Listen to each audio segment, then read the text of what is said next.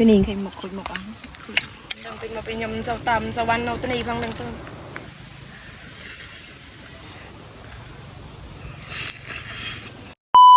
មករយៈនេះដូចដាច់បុកយូរបងប្អូនអរគ្នាចាថ្ងៃនេះគឺថាតរំលែងបានហើយបងប្អូនចេញទៅពីអ្នកលាកដើម្បីទៅរកទិញបុកហូបអញ្ចឹងណាបងប្អូនអរគ្នាហើយមិនបានទៅរកណាឆ្ងាយបងប្អូនអើយគឺនៅភូមិខ្លួនឯងនឹងឯងហើយជិះម៉ូតូតាមផ្លូវនេះឃើញបងប្អូនអ្នកភូមិគាត់យកគាត់ដាក់ផ្ទះបងប្អូនអរគ្នាចាយើងលើកផ្ទះចានិយាយទៅដាក់លើកយន្តយកមកបងប្អូនអរគ្នារុញផ្ទះហ្នឹងហើយបន្ទាប់មកទៀតខ្ញុំមកដល់កន្លែងលក់ដូរហើយបងប្អូនអរគ្នាចានេះខ្ញុំមកទិញបុកជាមួយបុកម៉ឹកបងប្អូនអរគ្នានិយាយពីថាបុកម៉ឹកមួយចាន 10000 នេះប៉ុន្តែបានម៉ឹកច្រើនសាហាវខូខើតែម្ដងបងប្អូនអរគ្នាឥឡូវនេះអ្នកលក់គូចាប់ដើមចាបុករបស់យើងហើយយើងដាក់ជាមួយនឹងស្ដែកគួរជាមួយនឹងម្ទេសជាមួយនឹងអីបុកឲ្យម៉ត់មកហើយជាមួយនឹងពេញប៉ោះបន្លែរបស់យើងបងប្អូនអរគ្នាទៅបន្លែយើងមានបណ្ណាយើងដាក់ប៉ុណ្ណឹងបងប្អូនអរគ្នាហើយបន្ទាប់មកទៀតយើងដាក់ជូរក្រូចឆ្មាដាក់អីទៅបងប្អូនអរគ្នាដាក់ចង់បានជូរចង់បានហិលអញ្ចឹងទៅយើងកំងអ្នកលក់ទៅណាបងប្អូនអរគ្នាបន្ទាប់ពីថាយើងដាក់គ្រឿងដាក់ក្រិចមិនខ្ទឹមហើយយើងក៏ចាប់ដើមដាក់ជាមួយនឹងម៉ឹករបស់យើងចូលនិយាយទៅម៉ឹកហ្នឹងគឺថាច្រើនណាស់បងប្អូនអរគ្នាច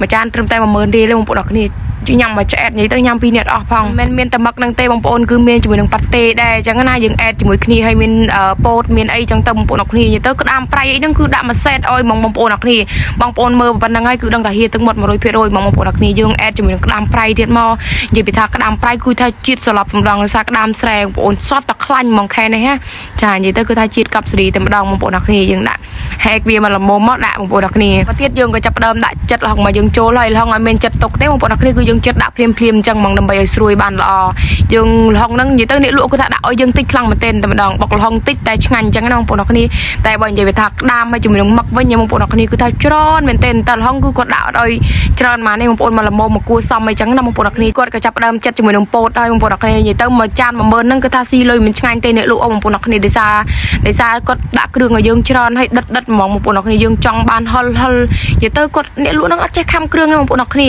ទៅតែឥឡូវទេមានអ្នកលក់មានអីបុកគាបុកអីនៅតាមភូមិបងប្អូនពីមុនមកថាចង់ញ៉ាំបុកគាញ៉ាំអីតើតែបុកខ្លួនឯងឬក៏ទៅឡើងទិញនៅស្រុកម៉ឹកហ្នឹងខ្ញុំមិនដែរចេះយកទៅបុកចូលទៅអីបងប្អូនអរគ្នានិយាយទៅដូចសម្រាប់ខ្ញុំលើកទី1បងប្អូនអរគ្នាមិនងាយបានហូបបានអញ្ចឹងទេមិនថាលើកទី1ទេខ្ញុំហូបធ្លាប់ហូបដែរគាត់ថាយើងកម្របានហូបបុកម៉ឹកណាបើថាបុកគាញយមកបងប្អូនអរគ្នាចាហើយឥឡូវនេះយើងចាប់ដើមលើកវាដាក់ចានមកសារបុកឲ្យយើងរួចរាល់ហើយបងប្អូនអរគ្នាមើលទៅមកប្រអប់ 10000 ហ្នឹងគឺថាពេញប្រអប់បឹបអញ្ចឹងមកវិញហើយគឺដឹងថាហៀទឹកមុតដល់ជង្គង់ហើយជាពិសេសគឺថាខ្ញុំនឹងឯងមើលវីដេអូខ្លួនឯងហើយគឺថាឃ្លានទៀតហើយបងប្អូនអរគ្នាហើយយើងមិនបាច់ទៅហូបណាឆ្ងាយទេក្រោយផ្ទះអ្នកលក់ហ្នឹងឯងបងប្អូនអើយមួយទេសភាពរៀងស្អាតដែរបងប្អូនហើយទេសភាពមករយៈនេះគឺមិនសូវជាបើកថ្ងៃក្តៅឆេអីម៉ានបងប្អូនគឺថាស្ទុំរហូតតែម្ដងអញ្ចឹងហើយតិចអញ្ចឹងយើងក៏អង្គុយហូបបែប relax អីចឹងណាបងប្អូនអរគ្នាចាបុកលហុងនឹងមួយបើថាឲ្យខ្ញុំហូប30ថ្ងៃខ្ញុំហូបទាំង30ថ្ងៃហ្មងបងប្អូនអរគ្នានិយាយទៅគឺចេះអត់ចេះធុញចេះទលន់ជាពិសេសគេថាបានបុកម៉ឹកបុកផ្គាផ្លែកអញ្ចេះទៀតមកនិយាយពីថាអូយបងប្អូនខ្ញុំជួយចិត្តណាស់តែមិនបាច់មើលមុខទេណាបងប្អូនជួយចិត្តតែមិនបាច់មើលមុខទេហើយបងប្អូនក៏ដូចគ្នាកុំសូវហូបបុកហូបអីច្រើនពេកបងប្អូនចាហើយដូចខ្ញុំនេះគឺយូរម្ដងទេរាល់ថ្ងៃខ្ញុំមិនសូវទេបានហូបពីអីចឹងណាបងប្អូនអរគ្នាចេះតែបារម្ភទៅបងប្អូនអើយ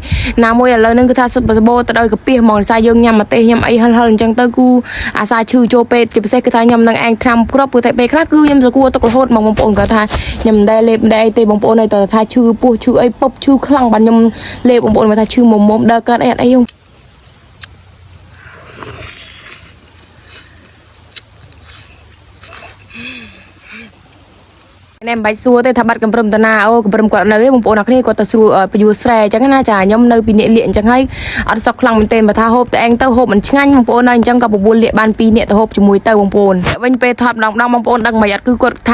ាខ្លាចហូបទៅអត់តំណងអត់អីអញ្ចឹងណាបងប្អូនអរគ្នាមើលទៅមកគាត់ទៅគឺថាគាត់ព្យាយាមធ្វើតំណងខ្លាំងមែនទេតែម្ដងទាំងបុកលហុងហ្នឹងគឺថាឆ្ងាញ់ហ្នឹងណាបងប្អូនអរគ្នាចានិយាយទៅបុកលហុងហ្នឹងគឺថាខ្ញុំទិញតែកន្លែងគាត់ទេមិនដែលថាទិញណាឆ្ងាយទេបងប្អូនដោយសារខ្ញុំត្រូវចិត្តត្រូវអីអញ្ចឹងណាបងប្អូនអរគ្នាលក្ខណៈទឹកប្រហុករបស់គាត់ធ្វើខ្លួនឯងខ្លួនឯងអញ្ចឹងមករសជាតិគឺថាឆ្ងាញ់បងប្អូនអរគ្នាឲ្យទៅពេលខ្ញុំញ៉ាំម្ទេសញ៉ាំអីហិលគឺខ្ញុំអត់ដែលភ្លេចសោះមកជាមួយនឹងសលេចិត្តមួយឯសាដោយសារតែវាមានទូនាទីសម្រាប់យើងបានល្អខ្លាំងមែនទែនមិននឹងដោយសារខ្ញុំញ៉ាំបុកញ៉ាំម្ទេសផងរបស់ខ្ញុំគឺឡើងរលខ្លាំងមែនទែនតែម្ដងជាងទ្របានទេមកជួយមកជាមួយសលេចិត្តមួយឯសាមួយសិនហើយជួយមកឯសាផ្ទុកទៅដោយទឹក collagen ដែលជួយចិញ្ចឹមស្បែកមុខរបស់យើងធ្វើឲ្យមុខបងប្អូនតាំងភ្លឺលងពេលដែលបានជូតទៅសំខាន់គឺថាជួយកាត់បន្ថយមុនកប់មិនទុំមិនធំមិនដបោកមុខស្នាមជាប់អាចរុយស្បែកក្រហមឬក៏បងប្អូនមានកន្ទួលល្មមលើស្បែកមុខអីហ្នឹងណាបងប្អូនមែនទេបងប្អូនអរគ្នាបងនេះគាត់អាសា make up ឬក៏អាសាចូលព្រៃញ៉ាំម្ទេសញ៉ាំហិលដូចខ្ញុំហ្នឹងធានា 100% គឺមុខបងប្អូនតែងតែឡើងមុនឡើងរលមែនអត់អញ្ចឹងយកសលេឯសានឹងប្រើប្រាស់ទៅហើយសម្រាប់ស្តង់ដាររបស់វាវិញគឺថាមកពីប្រទេសជប៉ុន 100% មកបងប្អូនអរគ្នាសំខាន់ឥឡូវហ្នឹងកំពុងតែមាន promotion បញ្ចុះថ្លៃនៅសល់ត្រឹមតែ$15អញ្ចឹងមកចង់បានមុខស្អាតកុំភ្លេចជាមួយនឹងសលេជមុខឯសាណា